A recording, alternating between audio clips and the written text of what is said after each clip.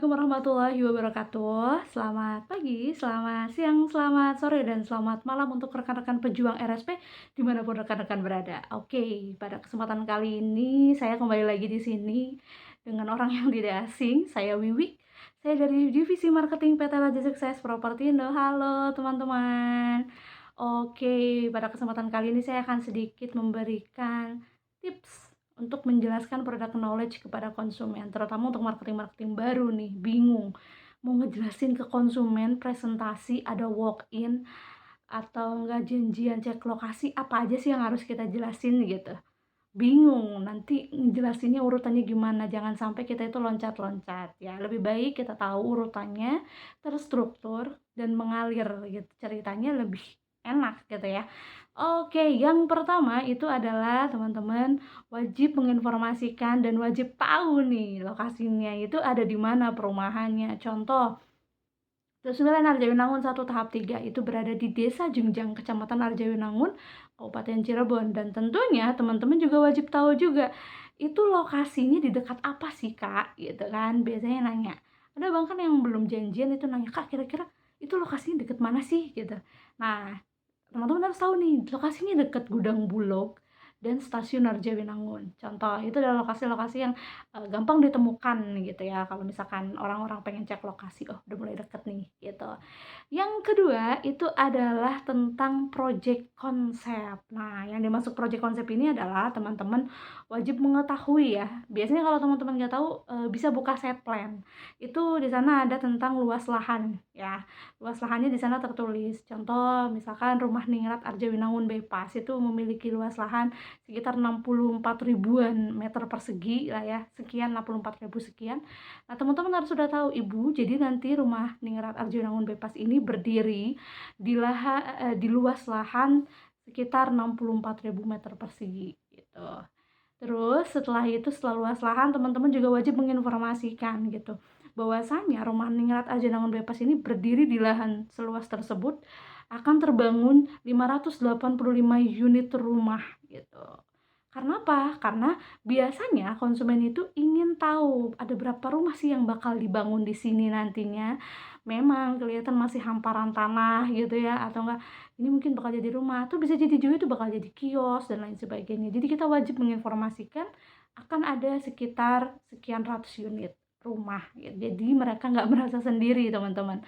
Kadang ada beberapa konsumen yang pengen, saya pengen yang daerahnya rame kayak gitu, atau enggak saya pengen tergantung, beda-beda setiap konsumen itu memiliki kebutuhan yang beda-beda, dengan lingkungan yang berbeda-beda juga. Jadi ini juga salah satu hal yang penting yang wajib diinformasikan kepada konsumen tentang berapa total unit yang akan berdiri nantinya. Oke, selanjutnya itu adalah tentang fasilitas. Nah, ini adalah apa ya, yang menurut saya nggak boleh terlewatkan. Kenapa? Karena ketika konsumen membeli unit rumah gitu, biasanya mereka bakal pengennya punya rumah yang aksesnya itu gampang. Nah, teman-teman wajib nih menginformasikan. Saya berikan contoh misal Rumah Ningrat Arjawinangun Bypass ya.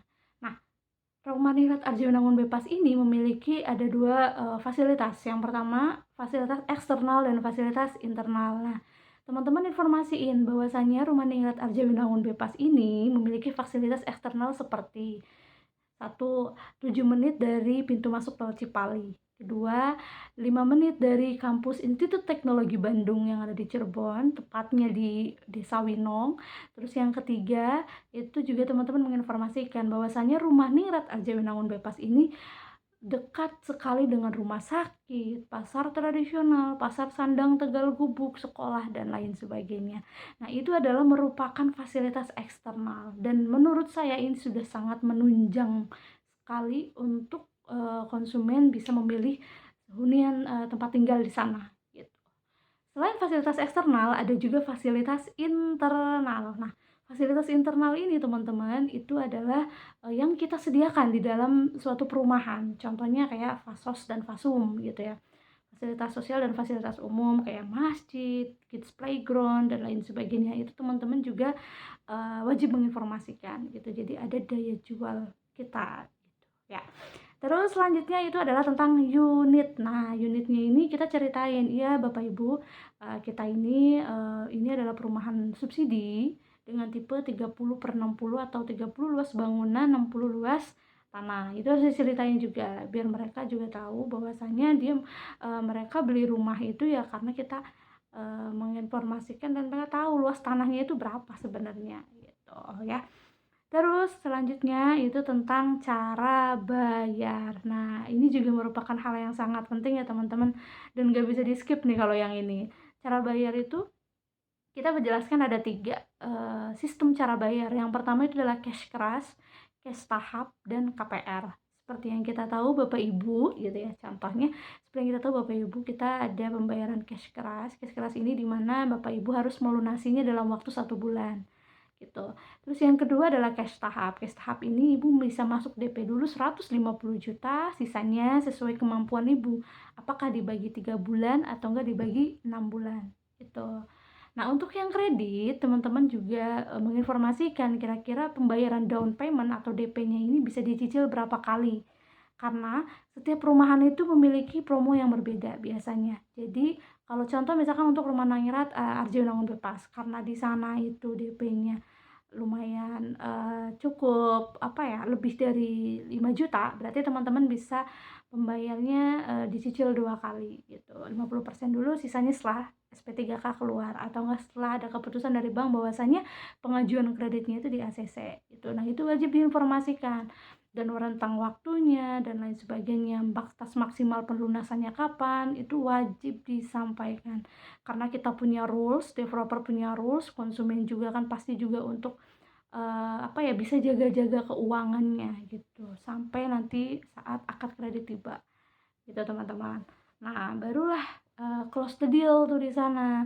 Terus kalau misalkan memang ada konsumen-konsumen yang punya case-case tertentu, di sana juga teman-teman wajib memberikan solusinya, gitu. Dan kalau misalkan teman-teman masih belum tahu solusinya apa, teman-teman juga boleh bertanya kepada supervisor atau manajernya gitu. Jadi jangan stuck di sana kalau emang teman-teman marketing baru dan belum tahu kalau ada case-case tertentu harus seperti apa, itu wajib bertanya. Barangkali memang udah ada solusinya dan sebenarnya itu bisa di-closing-in gitu teman-teman. Dan yang paling wajib banget teman-teman informasikan kepada customer itu adalah yang pertama, bahwasanya yang namanya pembelian unit rumah itu tidak akan pernah rugi ya.